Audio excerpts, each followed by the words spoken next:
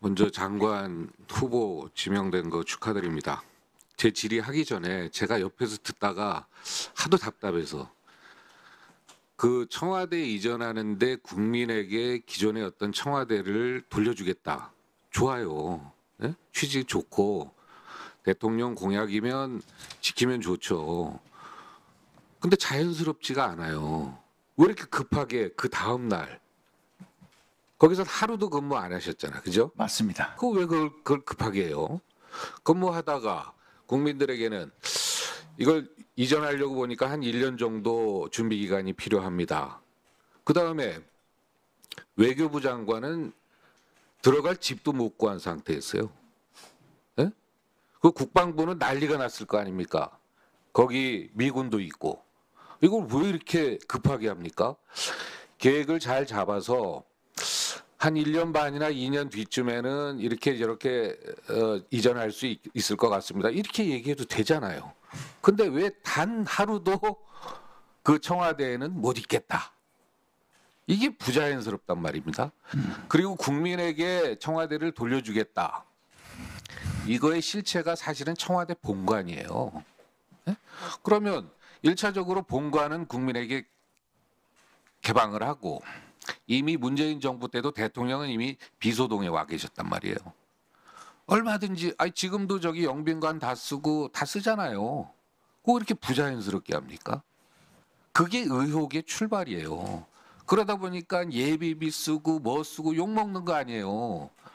잘 계획해서 의견도 수렴받고 예산도 잘 잡아서 다른 사람들 재배치 다 하고 그러고 가면 될 거 아닙니까? 그걸 지적하는 거고요. 그러니까 답변이 미흡하고 일천할 수밖에 없어요. 그다음에 그 전화번호도 마찬가지예요. 저 같으면 제가 20년 전에 청와대 근무했거든요. 그때는 명함에 청와대 전화번호 사람 이름 다 있었어요. 그 우리 후보자께서 얘기하는 것처럼 그렇게 보안 사항이 아니에요. 이 정도로 국민적 의혹이 생겼으면 그 전화번호 이미 다 알려졌으니까 누가 사용하는 겁니다. 이렇게 얘기하고 지금이라도 전화번호 바꾸면 되잖아요. 왜 이렇게 답답하게 하세요? 예? 자꾸 그렇게 답답하게 답변을 하시니까 뭔가를 가리는 것 같고 뭔가가 숨기는 것 같고 이런 거 아니에요? 얘기해 보세요. 의원님 말씀 존중합니다. 그 청와대 이전과 관련해서 급하게 왜 그렇게 하느냐, 부자연스럽다. 그 말씀 존중합니다. 하지만 당시 상황은 대통령께서 국민과의 약속을 한 사항이기 때문에 반드시 지켜야 하는 상황이고 거기에 1, 2년 있다가 가자는 의견도 많았습니다. 그렇지만 그렇게 되면 이건 못 옮긴다. 과거에 정부가 그랬지 않느냐. 그렇게 되면 안주하게 된다. 그래서 국민과의 약속을 못 지킨 과거의 정부의 그런 어떤 사례가 있기 때문에 안 지키고 싶어서 안 지킨 게 아니라 그래서 좀 무리가 가더라도 하자. 이렇게 검토를 이제 결정이 된 해봤더니 겁니다. 검토를 해봤더니 안 하는 게 더 가성비가 높은 거예요. 그래서 그런 거고 개방은 이미 청와대 많이 했어요. 하여튼 네. 그런 부분을 참 저뿐만 아니라 모든 국민이 이해 못할 겁니다. 자, 후보자 경호처장 시절에 네. 과잉 경호 논란이 좀 있었어요. 그죠? 후보자는 과잉 경호가 아니라고 하지만 일반 국민들 입장에서는 그 대상이 공교롭게도 참 이게 좀 국회의원, 그다음에 카이스트 그 대학생 이런 사람들 뭐 신원이 뻔한 사람들이거든요. 거기다가 입을 막고 드러내고 참 이게 보기 안 좋아요. 심지어는 이게 코미디 프로그램으로도 많이 나왔습니다. 이거는 어떻게 보면은 듣기 거부가시겠지만 이미 조롱거리 됐다는 얘기예요. 그러면 대통령 경호를 할 때 대통령의 신변에 위해가 가 있을 때 액션이 들어가는 거 아니겠습니까? 그러니까 우리 허영 의원도 요구를 했잖아요. 과연 이때 이게 반복됐거든요. 한 번 그런 게 아니라 그러면 그때마다 이 경호처는 대통령의 신변에 위해가 가해질 거라고 판단된 건가?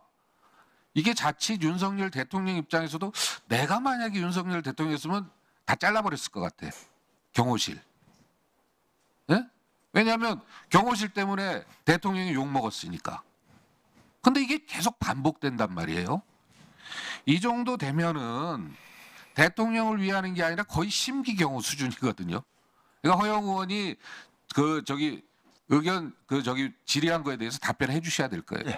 안 그러면은 그게 안 되고, 그다음에 또 하나 한꺼번에 모아서 한번 답변하세요. 이런 후보자의 이런 심기 경호, 이게 좀 오버하는, 제 표현대로 하면 이런 사람이 국방부 장관이 됐을 때, 야, 이거는 너무 오버할 것 같다는, 이게 판단이 잘못될 수도 있지 않을까? 그럼 기존의 역대 정부에서 보면 경호실장들을 왜 국방부 장관으로 안 보냈을까? 이유가 있어. 군사독재 때나 뭐 안기부장 이렇게 보냈지, 문민정부 이후에는 단 한 번도 없어요. 그냥 관리 이런 데는 갔어도, 보훈처장 뭐 이런 데. 그럼 왜 그랬을까? 이거는 대통령 공직이지만 대통령 개인을 경호하는 경호실장을, 국방부 장관은 대통령 개인이 아니라 국민 전체를 경호해야 되는 자리입니다. 이런 사람을 어저께까지 개인을 우리 대통령은 사람에 충성 안 하잖아요. 조직에 충성하지. 이런 사람을 국민 전체를 경호하는 이 롤이 헷갈릴 수도 있단 말이에요. 아니면 우리 처장님 조금 한 1년이라도 쉬셨다가 장관 하시면 뭐 그 1년 사이에 뭔가 좀 바뀔 수도 있고, 원래 군인이셨으니까 그럴 수도 있겠다 하는데, 이것도 부자연스러워요. 하여튼 모든 게 부자연스러워요. 이거에 대해서 한번 답변해 주십시오. 네, 우선 과잉 경호와 관련해서 말씀 주신 거 존중합니다. 대통령 경호라는 것이 이건 국가 안위와 직결되는 문제입니다. 전 세계 다 마찬가지입니다. 대통령제 국가에서 대통령 경호라는, 참고로 다른 나라는 이렇게 안 해요. 제가 알아보세요. 예. 예. 그런 상황에서 이게 역대 정부가 다 똑같이 적용해 왔던 경호 매뉴얼이라는 게 있지 않습니까? 이 경호 매뉴얼에 의해서 합당한 조치가 이루어진 겁니다. 이게 불과 2, 3년 전에 문재인 정부에서도 똑같은 상황이 있었지 않습니까? 아시지 않습니까? 그때 어떻게 했습니까? 똑같이 입틀막하고 삼틀막 했습니다. 그때 입틀막하고 삼틀막 한 것은 선이고, 이 정부가 하는 것은 악입니까? 이런 어떤 이중적인 잣대, 선택적 잣대는 저는 잘못됐다고 생각합니다. 네, 황 의원님 수고하셨습니다. 다음으로 김민석 의원님 질의해 주시기 바랍니다. 후보자